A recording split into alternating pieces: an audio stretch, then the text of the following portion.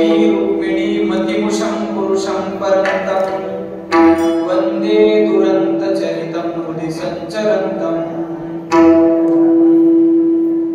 कलावद्यजीवोद्धरार्थावतारम् कलङ्काङ्कतेजोऽधिकामोदिवक्त्रम् खलानीशवादापनोदार्हदक्षम् समाधिस्थमूर्तिं भजे ज्ञानदेवम् नमो सद्गुरु तुकया ज्ञानदीपा नमो सद्गुरु सच्चिदानंद रूपा नमो सद्गुरु भक्त कल्याण मूर्ति नमो सद्गुरु भास्करा पूर्ण कीर्ति घ्यावी घ्यावी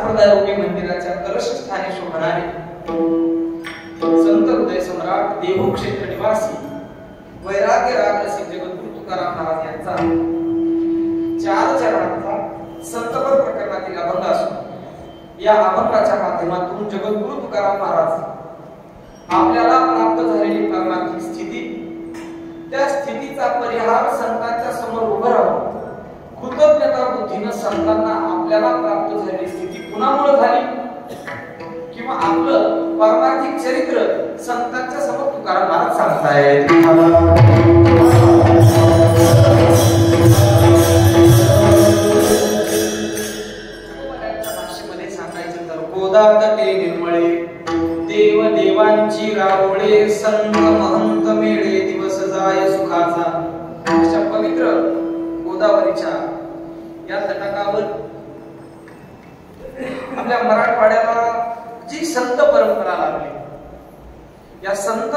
परंपरेचं एक अद्वितीय ठिकाण, अद्वितीय स्थान,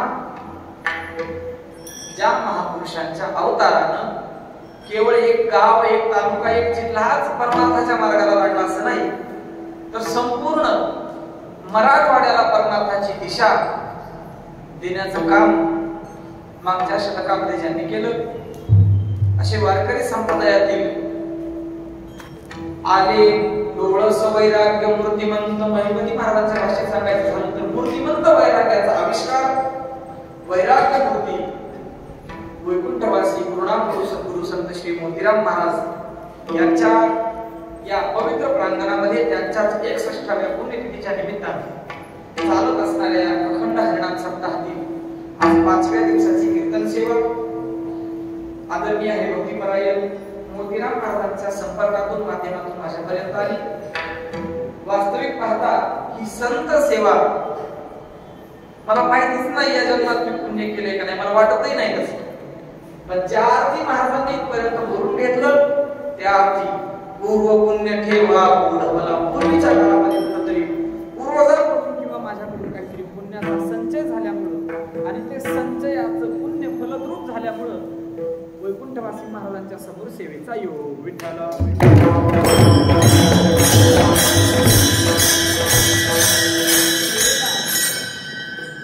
साथ करण्यासाठी आता सगळ्यांचीच नावं मला परिचितही नाहीत, माहीतही नाहीत, पत्रिकेत वाचली तर चेहऱ्यांची नावांची जुळवाजुळव करण्यात तफावत होईल, वेळ जाईल, त्यापेक्षा वैकुंठवासी महाराजांवर सद्गुरू महाराजांवर सर्वांची श्रद्धा आहे आणि महाराजांवर श्रद्धा असणारी भाविक श्रोते सज्जन त्याचबरोबर कीर्तन सेवेला साथ करणारी महाराष्ट्रातील आपल्या संस्थांची सगळीच नामवंत गायक मंडळी, नामवंत वादक मंडळी, मला खरंच पूर्ण परिचय नाही टाळतोय असं नाही, पण मला जर मी यांचं नाव घ्यायचं त्यांच्या चेहऱ्याकडे बघायचं असं करण्यापेक्षा सगळा चरणी जीव माझा तुम्हा सर्वांच्या चरणावर मी माझा विनम्र या ठिकाणी स्वाभिमान समर्पित करून तुम्हा सर्वांच्या सहकार्याने हा सेवेचा सुयोग आहे। या सेवेसाठी आदरणीय महाराजांचं जीवन ज्यांनी पाहिलं अशी सगळीच भाविक श्रोते मंडळी या ठिकाणी उपस्थित आणि तुम्हा सर्वांच्या सहकार्याने, गावकरी मंडळींच्या सहकार्याने, विश्वस्त मंडळाच्या सहकार्याने चालत असणारा हा उत्सव,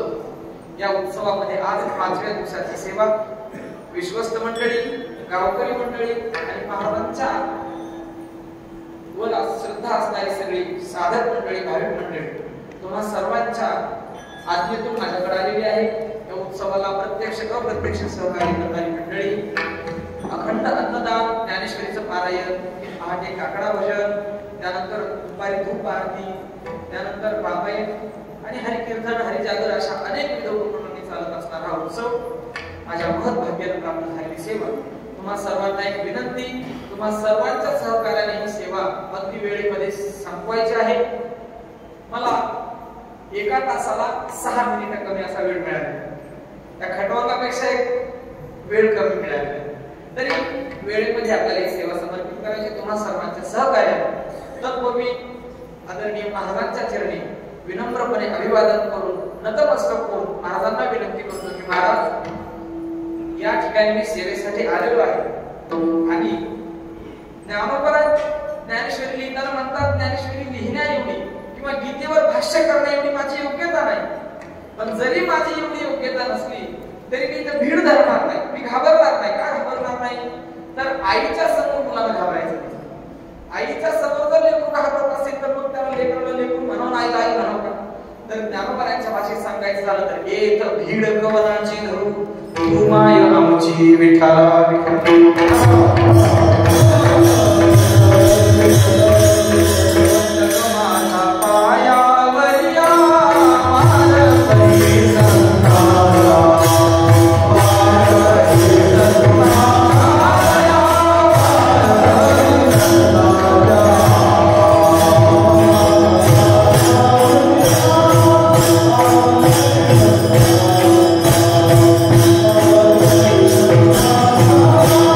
Oh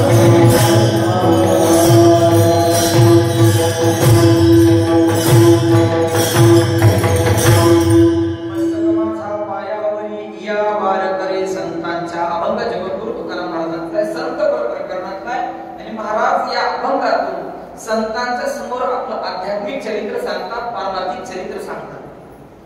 दोन प्रकारचं चरित्र असतं. संत अथवा देव कुठल्या काळामध्ये, कुठल्या देशामध्ये, कुठल्या घरात, कुठल्या गावात, कुठल्या तालुक्यात, कुठल्या जिल्ह्यात जन्माला आले, याचा जो गोषवारा असतो हा एक चरित्राचा भाग. याला लौकिक चरित्र म्हणायचं.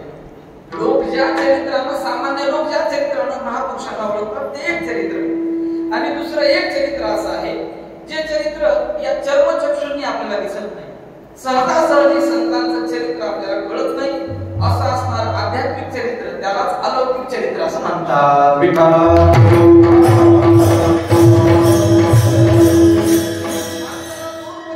जीवन वाटलं आहे.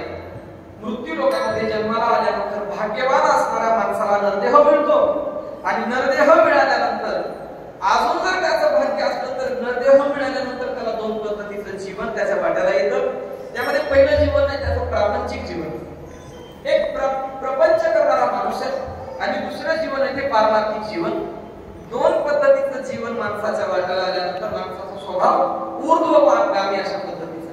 म्हणजे जे कोणतं क्षेत्र आपल्याला मिळेल, आपल्या भाग्यानं प्रारंभानं आपल्याला जी कोणती वाट मिळेल त्या वाटेने त्या वाटेच्या शेवटापर्यंत जायचं हा माणसाचा स्वभाव.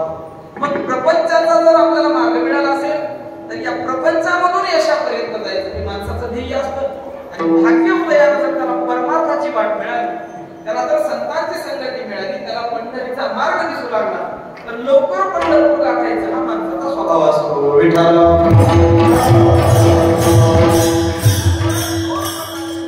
प्रापंचिक जीवन आहे, पारमार्थिक जीवन आहे. दोनही जीवनाला ध्येय असतं. त्या ध्येयाच्या पाठीमागे जाण्याचा जीवाचा स्वभाव आहे. सरळ सरळ सांगतो, प्रपंचातून शेवटापर्यंत जाण्यासाठी प्रयास करावे लागतात, सायास करावे लागतात. ज्ञानोबा सांगतात, सायासे करीसी प्रपंच दिननिशी, सायासानं प्रपंच करावा लागतो. प्रपंचाचं फळ मिळवायचंय, प्रपंचाचं ध्येय गाठायचं असेल तर सायास करावे लागतात. तसंच परमार्थामध्ये सुद्धा जर या परमार्थ मार्गामध्ये आला आणि परमार्थाचं जर ध्येय गाठायचं असेल, प्रपंचात जसे सायास प्रयत्न करावे लागतात तसे परमार्थामध्ये सुद्धा सायास प्रयत्न करावे लागतात.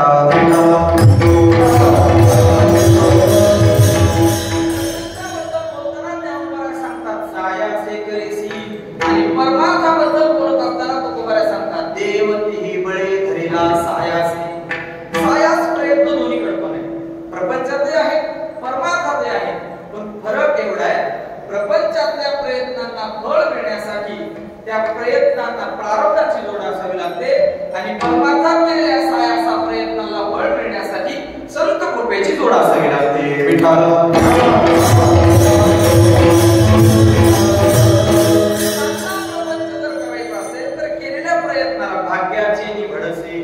उद्यमाचे निविसे समृद्धी जात आपैसे घरनिधी व्यवसाय निमित्त फळ देतसे संचित. आपण केलेला प्रयत्न हा निमित्त मात्र असतो, पण आपल्या प्रयत्नाला फळ द्यायचं का नाही हे आपलं संचित भाग्य नशीब ठरवत असतं. हा एक भाग. आणि दुसरीकडे परमार्थाचा भाग इथं प्रयत्न करावे लागतात. प्रयत्न वाचून काहीच होत नाही, पण परमार्थात केलेल्या प्रयत्नाला नशिबावर अवलंबून चालत नाही. परमार्थातल्या प्रयत्नाला कुठल्या तरी कृपेची जोड असावी लागते. विठाल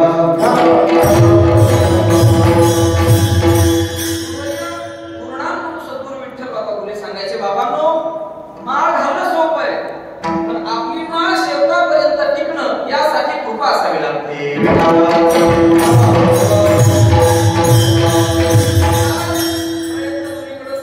प्रपंचाचा विचार आम्हाला सांगू नका, पण संत प्रपंच कसा करायचा हे पण शिकवतात, परमार्थ कसा करायचा हे पण शिकवतात. कसा करायचा प्रपंच, चांगला फळ मिळवण्यासाठीचा प्रपंच जर करायचा असेल, त्या प्रपंचामधून जर एखाद्या माणसाला चांगलं फळ मिळवायचं असेल, यश मिळवायचं असेल, आपलं ध्येय गाठायचं असेल, तर तो प्रपंच कसा करावा, तो संसार कसा करावा, याच्यासाठी संत मंडळी जीवाला उपदेश करतात. कसा करायचा महाराज, मला सांगतात, जर चांगलं फळ तुम्हाला प्रपंचातून मिळवायचं असेल, मी सांगतो ते नियम आहे का. कोणता नियम, जोडोनी आधार उत्तम, जोडोनी आधार उत्तम.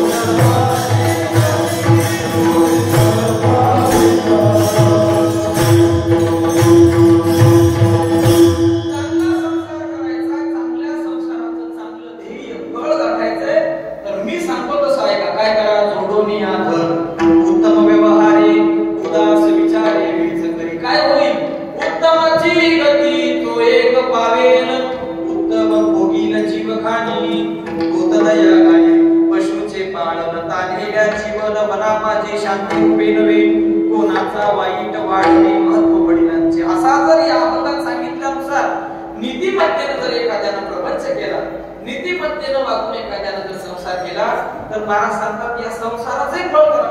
कोणतं फळ? का म्हणे हेची आश्रमाचे फळ परमपद बळ वैराग्याचे. चांगला संसार केला तर विरक्ती नावाचं फळ मिळतं. विठ्ठल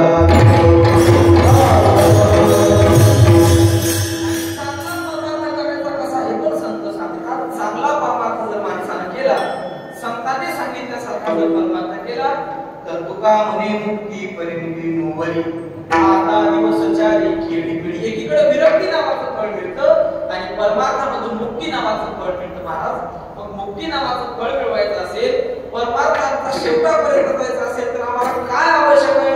मला कृपा आवश्यक आहे. पण महाराज त्या कृपेच्या बाबतीत आम्ही बरंच काही ऐकलंय. काय ऐकलंय? तर या कृपेच्या आवश्यकतेबद्दल ऐकलंय की माणसाच्या जीवनात फक्त एकच कृपा असून चालत नाही, तर परमार्थ शेवटला जाण्यासाठी जीवाला साधकाला 4 कृपेची आवश्यकता आहे.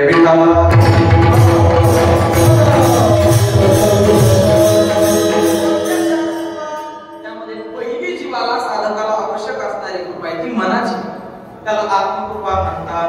दुसरी जीवाला आवश्यक असणारी कृपा आहे ती ग्रंथांची, त्याला शास्त्रकृपा म्हणतात. तिसरी आवश्यक असणारी कृपा देवाची आहे, तिला ईश कृपा म्हणतात.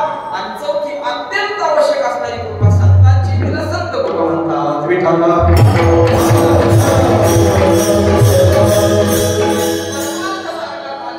साधकाला सगळ्यात आवश्यक असणारी जीवाची परमार्थाकडे वाटचाल करणारी पहिली पायरी तिला म्हणतात आत्मकृपा.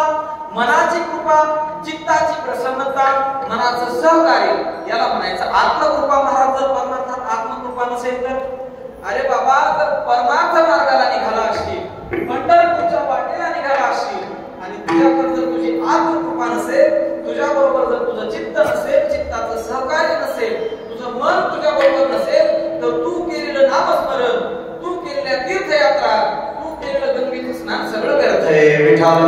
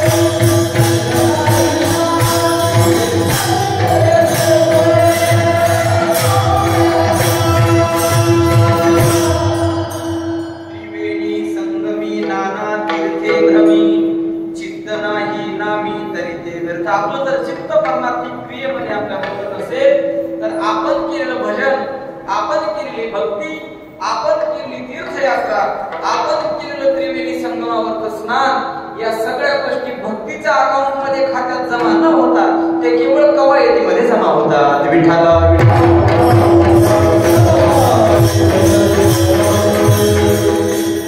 पाहिजे, मनाची कृपा पाहिजे. महाराज तुम्ही या अभंगातून तुमचं चरित्र सांगताय.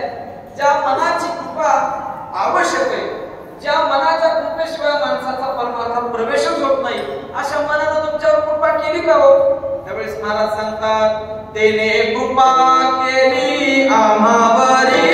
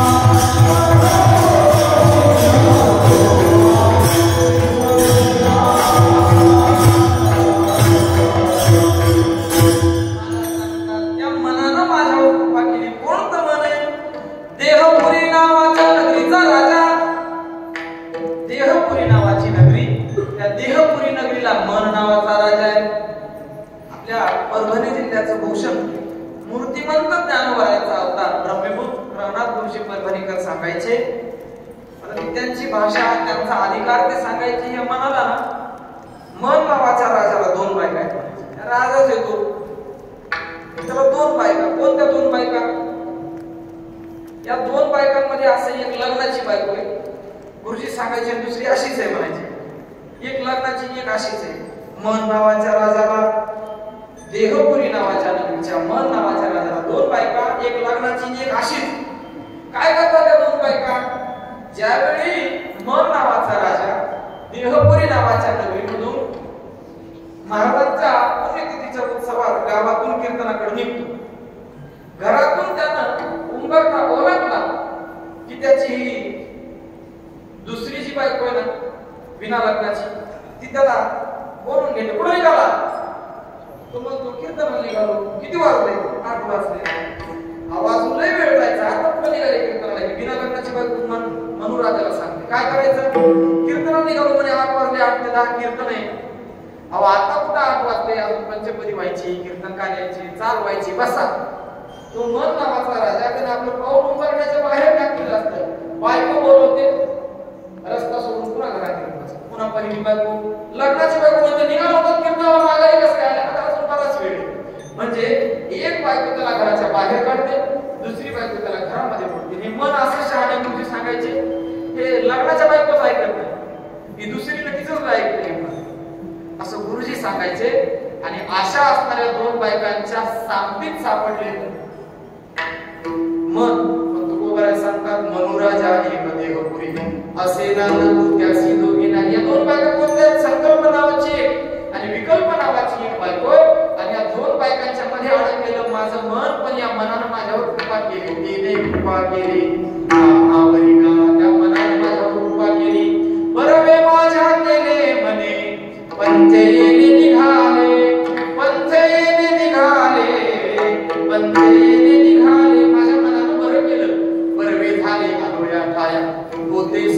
खायचे पोळ्या. माझं संचित चांगलं होतं, माझ्या मनानं माझ्यावर कृपा केली आणि माझं मन पंढरपूरच्या वाटेला लागलं. महाराज ठीक आहे, पंढरपूरच्या वाटेला जाण्यासाठी तुमच्या मनानं परवानगीचा शिक्का मारला, पण पंढरपूरला जाण्यासाठी, देव मिळवण्यासाठी फळा नावाच्या गावातून एकच पर्याय आहे. फळ्यावरून पंढरपूरला जाण्यासाठी एसटीची व्यवस्था आहे, फळ्यावरून पंढरपूरला जाण्यासाठी खासगी 4 चाकी गाडीची व्यवस्था आहे. या गावातून पंढरपूरला जाण्यासाठी कोणी ताकदवान माणसं 2 दुचाकी गाडीवरही जातील, काही माणसं एसटीने जातील, काही माणसं रेल्वेने जातील. असे अनेक पर्याय फळा नावाच्या गावातून पंढरपूरला जाण्यासाठी मन तर तयार झाले, पण मनाला भ्रम निर्माण झाला. मार्ग बहु असती परी नकळे दयाची गती. अनेक मार्ग आहेत, पण या अनेक मार्गांपैकी नेमके माझा अधिकार, माझी लायकी, माझी योग्यता कोणत्या मार्गात आहे हे मला माहित नाही.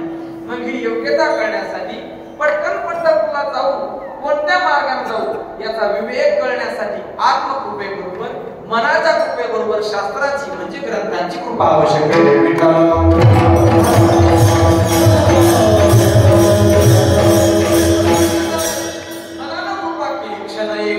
स्थिर करोनी आता काय कर, सावध होई डोळे उघडोनी. डोळे उघडलेच ना, आता काय कर, पाहे वेद बोलिले पुराणी. वेद पुराण शास्त्र ग्रंथ जे काही सांगतात ते पहा आणि मग ते ग्रंथ उघडून पाहिलेस, गाथा ज्ञानेश्वरी भागवत जर उघडून पाहिलंस तर तुला लक्षात येईल की तुझा अधिकार पायी चालत जाण्यामध्ये का तुझा अधिकार एसटीने पंढरपूरला जाण्यामध्ये. विठाला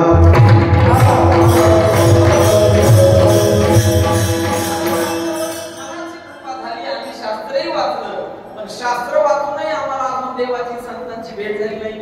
अरे बाबा, देवाची संतांची भेट अशी सहजासहजी होणार नाही आणि देव आणि संत भेटीशिवाय तुझं पुण्य फलद्रूप होऊन तुझं जीवन कृतार्थ होणार नाही. संत भेट पाहिजे ना, पण संत भेट एवढी सोपी नाही बाबा. एक वेळ देव भेटेल पण संत भेटत नाही.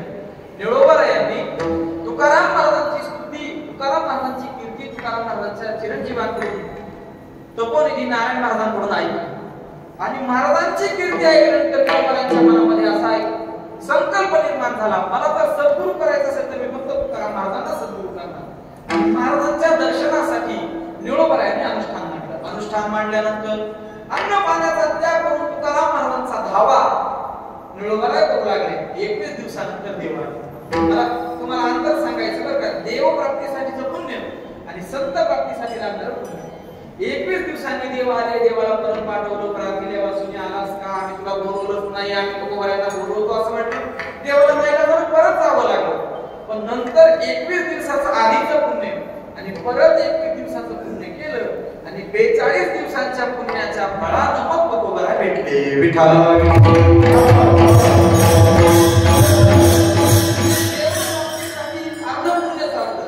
संत प्राप्तीसाठी देवाच्या प्राप्तीच्या पुण्यापेक्षा दुप्पट पुण्य लागतं. विठाला देव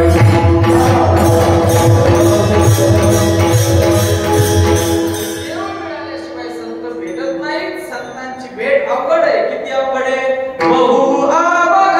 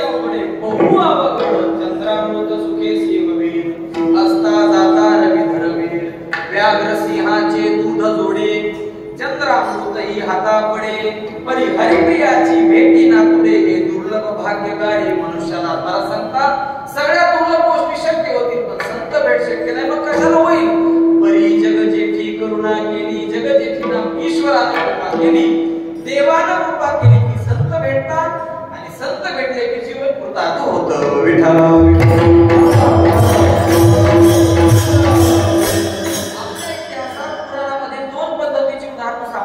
काही महापुरुषांना काही लोकांना आधी देव भेटला आणि मग देवाच्या भेटीनंतर संत भेटले असे काही उदाहरण आणि काही उदाहरण अशी की काही लोकांना आधी संतांची भेट आणि संतांच्या कृपेने देवाची भेट नामदेव महाराजांसारख्यांचं जर आपण चरित्र वाचलं तर नामदेव महाराजांना अखंड दयाला देवाचा संगात रात्रंदिवस देवाची भेट पण संत भेट झालेली नाही जोपर्यंत विसोबा काका महाराजांचा अनुग्रह होत नाही तोपर्यंत नामदेव महाराजांचं जीवन अपूर्ण आहे अर्थात संत भेटीशिवाय जीवनाला पूर्णता नाही आणि ध्रुवबाळाचं वाल्मिकींचं अनेक उदाहरण असे की त्यांना आधी संतांची भेट नंतर देवाची भेट महाराज ठीक आहे काही हरकत नाही आम्हाला देवाची भेट झाली संतांची भेट होणं आवश्यक आहे मग तुम्ही शास्त्राची कृपा करून घेतली ग्रंथ वाचले आम्ही तुमचा गाथाही वाचायला घेतला तुम्ही तर तुमचं चरित्र अभंगामधून सांगताय आम्ही तुमचे अभंग वाचायला घेतले तर आम्हाला असे अभंग ऐकायला मिळाले असे अभंग आमच्या नजरेत पडले की त्या अभंगामधून तुम्ही स्वतःबद्दल बोलताना सांगतात मी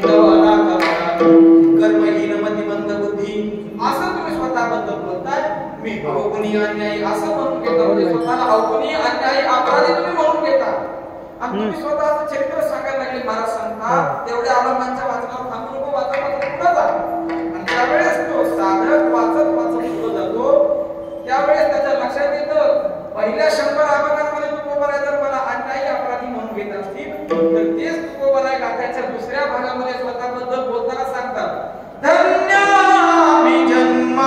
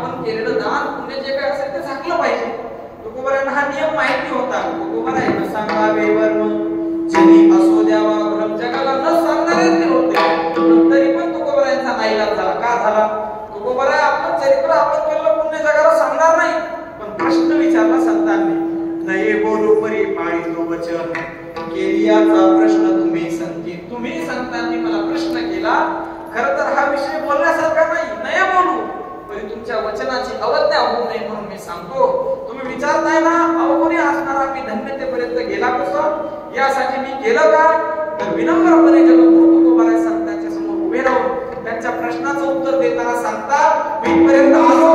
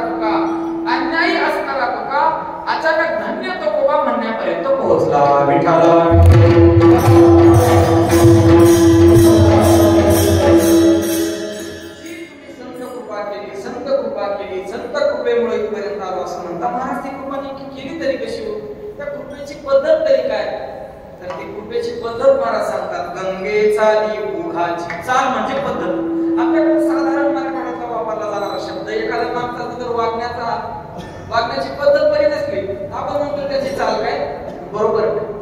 मग ही जी पद्धत आहे नेमकी पद्धत कशी गंगेची, तुकोबाराय सांगतात गंगे चाली ओघाची. त्या गंगेची चालण्याची 3 प्रकारची पद्धत आहे.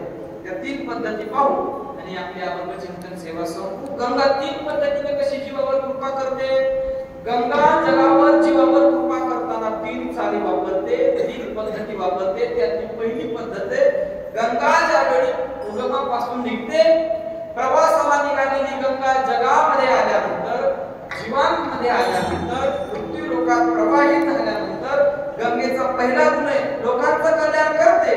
पण लोकांचं कल्याण करत असणारी गंगा आपल्याला समुद्राला जाऊन मिळायचं हे न विसरता जगाचं कल्याण करते.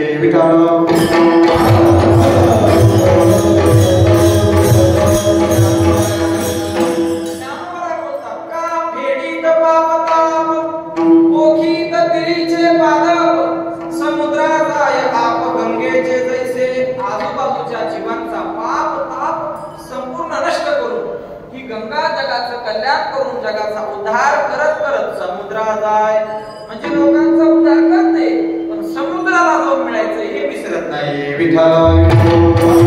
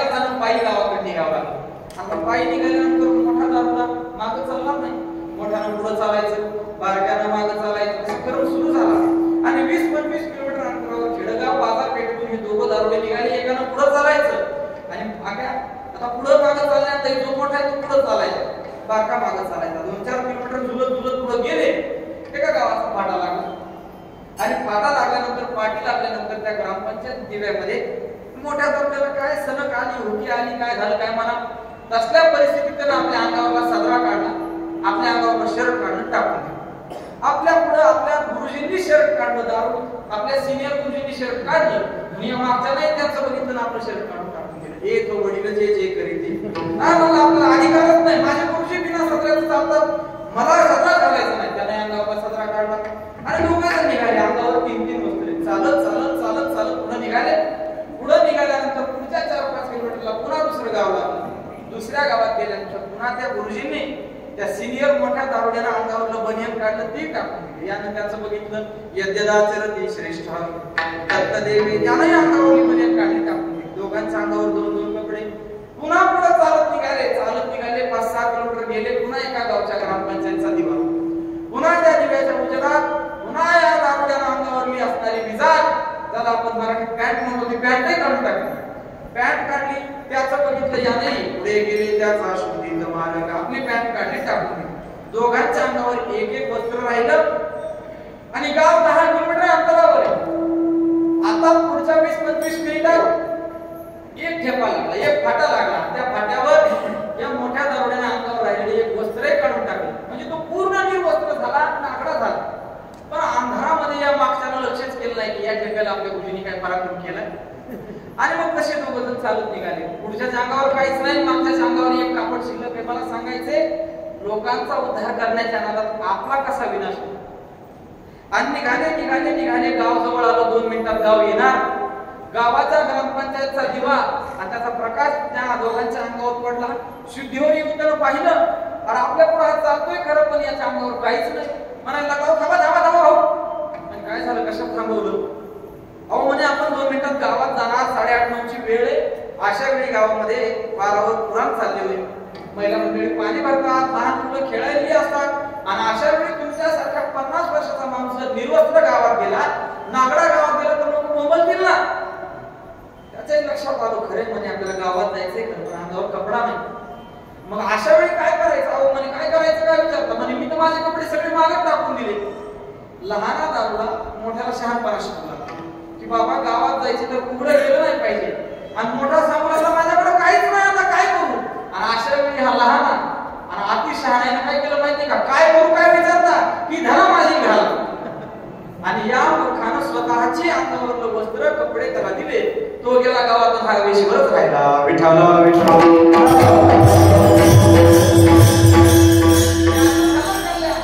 मुक्कामापर्यंत पोहोचला. यानं त्याला पोहोचण्यासाठी उपदेश केला, मदत केली, सल्ला दिला. और त्याला दिला सल्ला, पण तुझं झालं ना वाटलं, तुझी पंचायत. तसं गंगा ज्यावेळी समुद्राला मिळते त्यावेळी जगाचं कल्याण करते, समुद्राला जरा विसरत नाही. संत जगाचं कल्याण करतात, देवाला जाण्याचं विसरत नाही. पण आमच्याकडूनच असं होतं, पंढरीशी जाणे कधी आषाढीच्या दिवशी गावामध्ये विठाला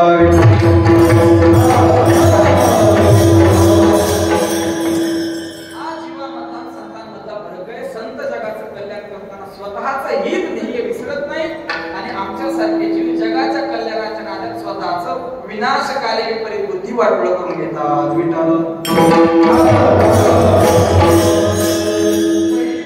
गंगा ध्येय विसरत नाही, संत मंडळी कृपा करताना ध्येय विसरत नाही. दुसरी गंगेची चाल अशी आहे, गंगा जगाचं कल्याण करताना आपण सगळे गोदाकाठची लोक आहोत. तुम्हाला सगळ्यांना माहिती, कधी गोदावरी मातेनं तिच्यामध्ये येणाऱ्या प्रवाहाची मुलाखत घेतली का बरं?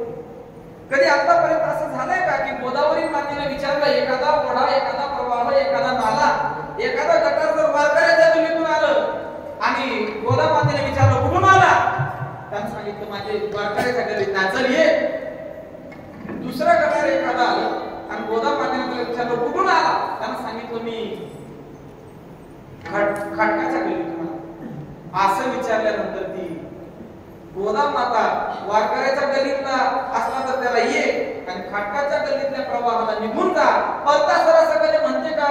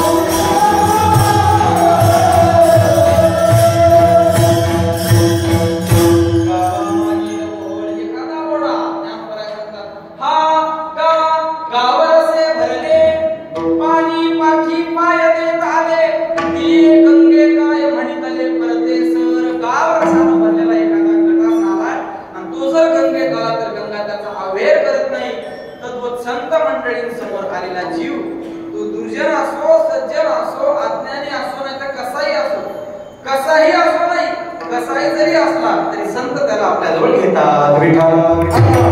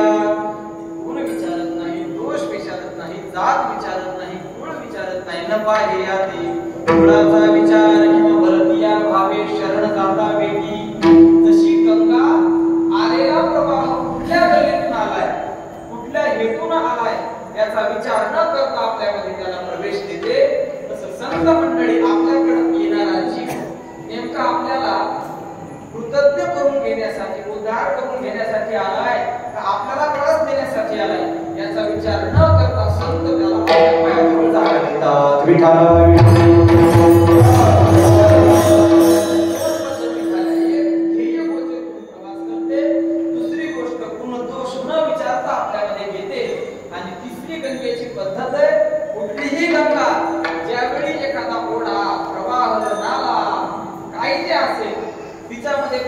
गेला.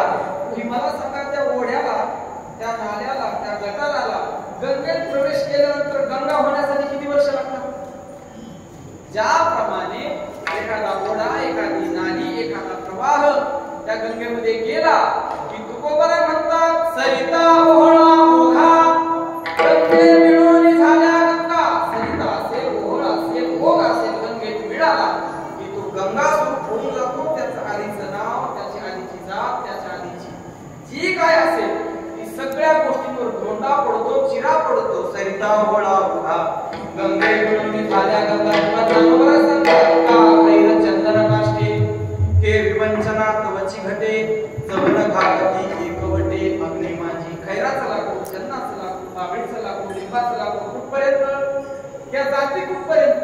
जोपर्यंत हे सगळ्या जातीची लाकडं अग्नीमध्ये जाऊन पडत नाही तोपर्यंत यांना यांच्या जातीची नावं. एकदा अग्नीत गेले की अग्नी माझी गेले, अग्नी ओमनी तेजी ठेले, काय म्हणले दयावन मानता ते नाम. पहिली पद्धत ध्येय न विसरता कृपा करतात. दुसरी पद्धत जात कुळ कुलदोष न विचारता कृपा करतात. आणि तिसरी पद्धत ज्या बोधावर संत गेले त्याच बोधावर संत त्या जीवाला आणून बसवतात. विठ्ठला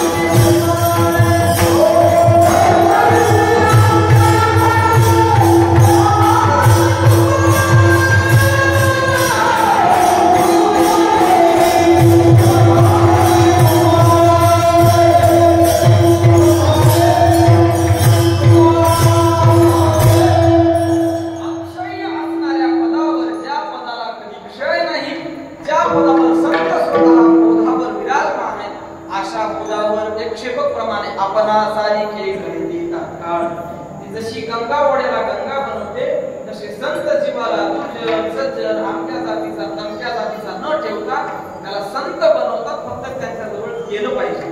वैसविती अक्षयपदी ब्रह्मानंदी कृपाळे महाराज म्हणतात, या तीन पद्धतीने संतांनी माझ्यावर कृपा केली. माझी जात पाहिली नाही, निर्दोष पाहिली नाही, मला त्यांच्यासारखं त्यांनी करून ठेवलं. महाराज जर तुम्हाला संत कृपेने एवढी परिस्थिती प्राप्त झाली असेल, अवगुणी म्हणून घेणारे तुम्ही स्वतःला धन्य म्हणून घेत असाल आणि हे सगळं जर संतांमुळे झालं असेल तर त्या संतांच्या बद्दल तुमच्या मनात काही कृतज्ञता, संवेदना, भावना आहे का नाही? आपली संतांबद्दल असणारी भावना जगद्गुरु तुकोबा सेवेसाठी निवडलेल्या अभंगाच्या पहिल्या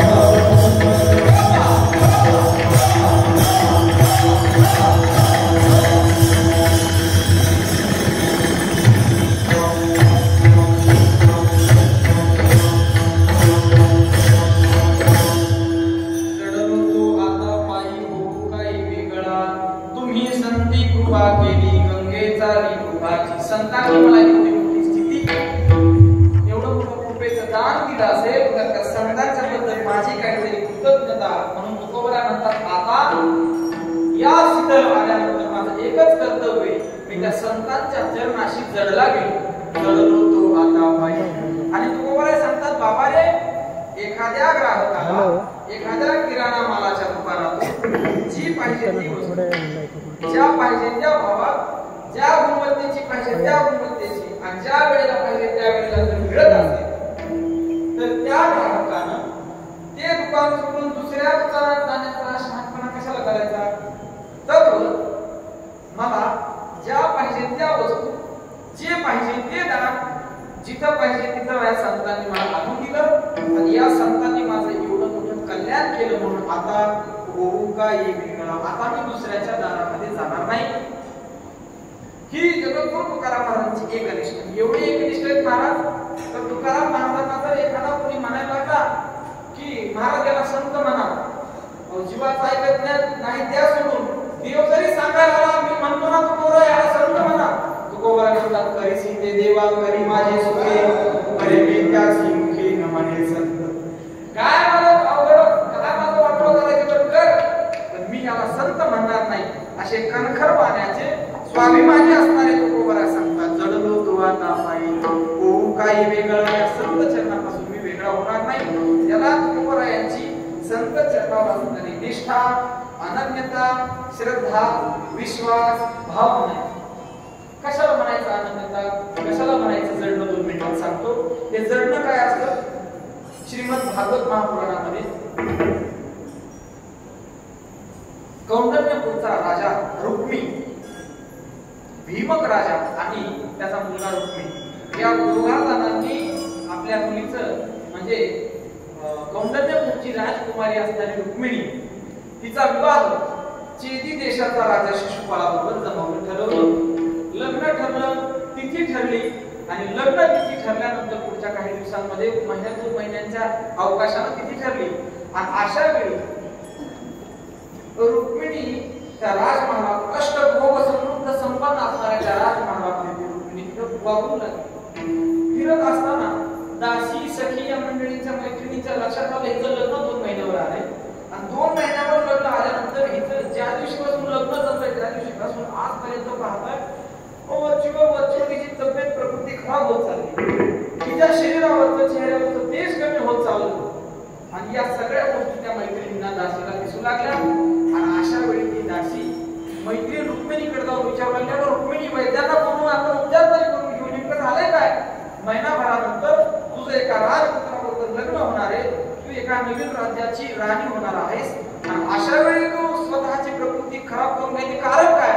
डॉक्टरांना दाखवायचं. ती म्हणते नका काही उपचार माझ्या शरीरा, मला उपचार करू नका, काहीच आवश्यकता नाही. का कशासाठी उपचार करू नका.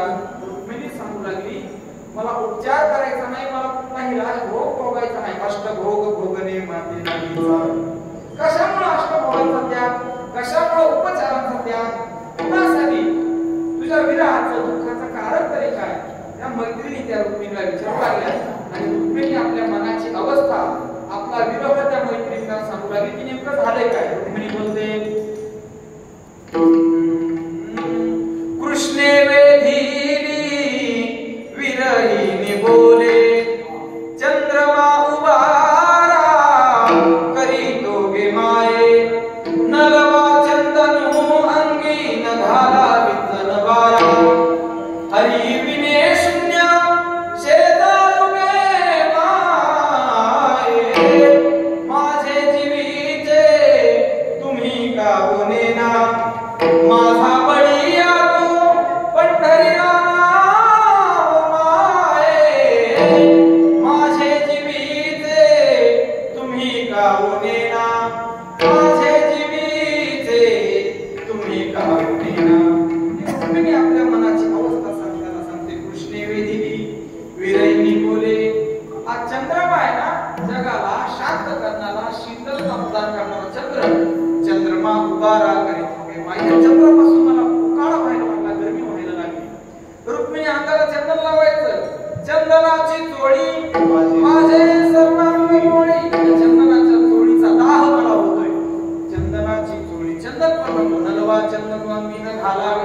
आला.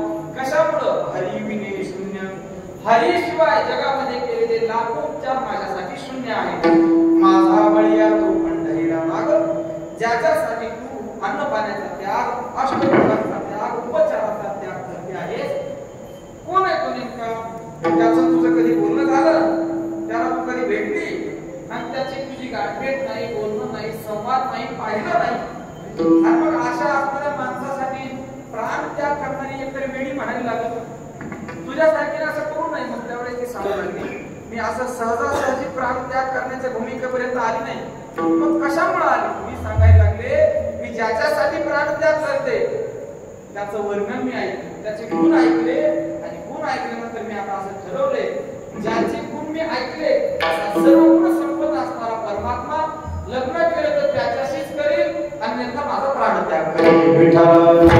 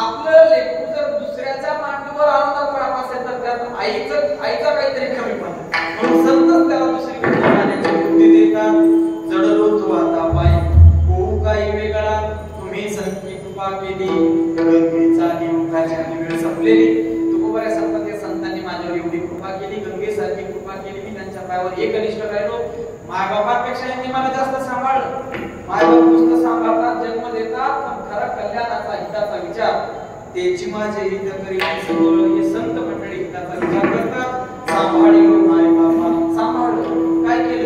तापा वेगळा जीवाला होणारे आध्यात्मिक आणि दैविक आणि भौतिक ताप या तापापासून संतांनी मला वेगळं केलं. मी वासुदेव तत्वता किंवा तुका म्हणे हातो स्वय परब्रह्म असा सारा उपदेश करून तू देहापेक्षा वेगळा आहेस आणि या देहाला होणारे ताप हे तुझे ताप नसून हे देहाचे आहेत असा उपदेश या संतांनी केला. आणि त्या उपदेशाला आपण महाराजांच्या चरित्रामध्ये बऱ्याच वेळा ऐकलंय की महाराजांचं चरित्र म्हणजे देहावर उदास असणाऱ्या भक्ताचं निखळ चरित्र. अनेक प्रसंग आपण ऐकलेत. मग हे होणारे ताप हा शरीरावर होणारा हा शरीराचे धर्म म्हणून त्यांनी तसाच बाजूला ठेवून भगवंताची भक्ती करत राहिले. सांभाळलो माय बाबा केलो तापा वेगळा या संतांनी मला तापापासून म्हणजे त्रिविध तापाची आणि बोलवण या संतांनी माझी तापाची बोलवण करून टाकली. या संतांनी मला एवढ्या मोठ्या उच्च स्थितीला नेऊन ठेवलं. महाराज त्या संत कृपेच्या वर्षावर माझं जीवन परिपूर्ण झालं.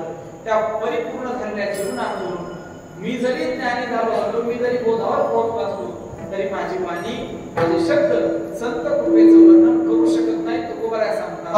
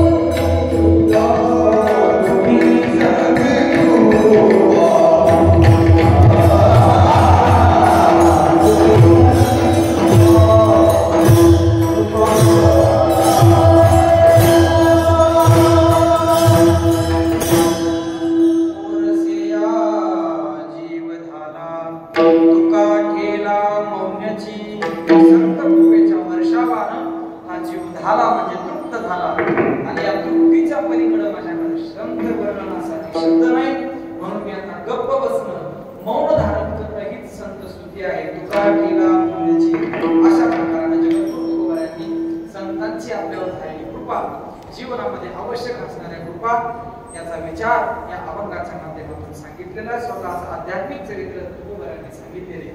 या आध्यात्मिक चरित्रामध्ये जसा तुकाराम महाराजांचा क्रमाक्रमानं परमार्थाकडे प्रवास झाला, गुरुवर्य महाराजांच्या कृपेने महाराजांच्याच या समाधी प्रांगणामध्ये विनंती करतो, जसं जगद्गुरु तुकोबारायांच्या जीवनामध्ये आमूलाग्र असं परिवर्तन झालं, असाच बदल आमच्याही जीवनामध्ये दिवसेंदिवस व्हावा.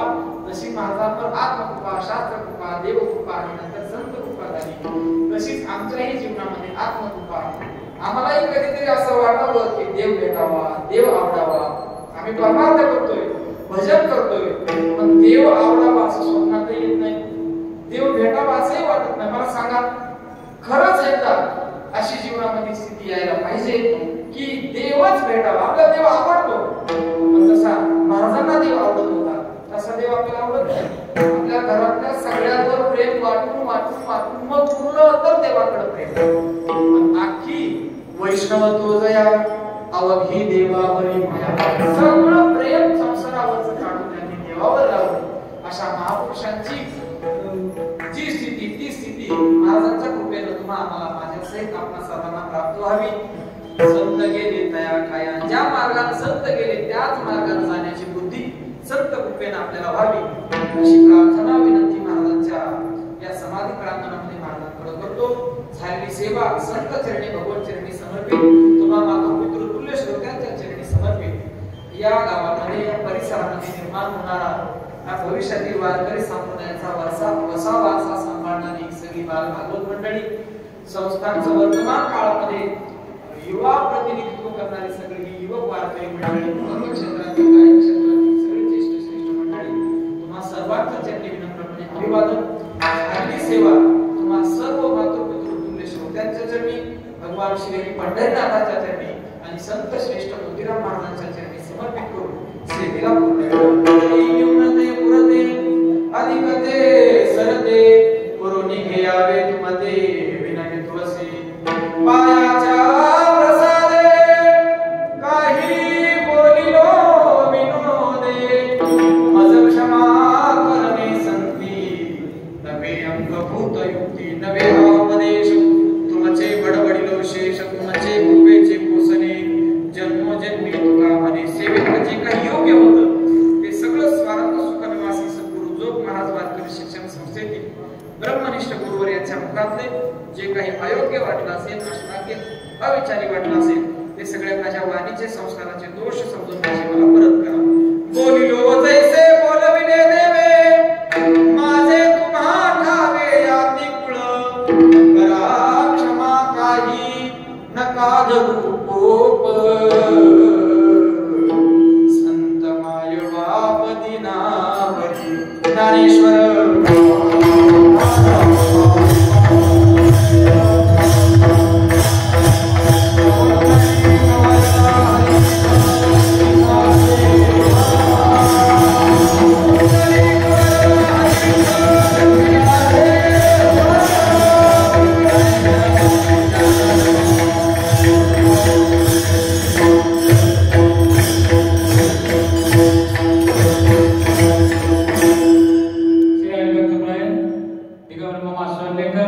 त्यांना साथ करतील मटकर आवाजाने म्हणा.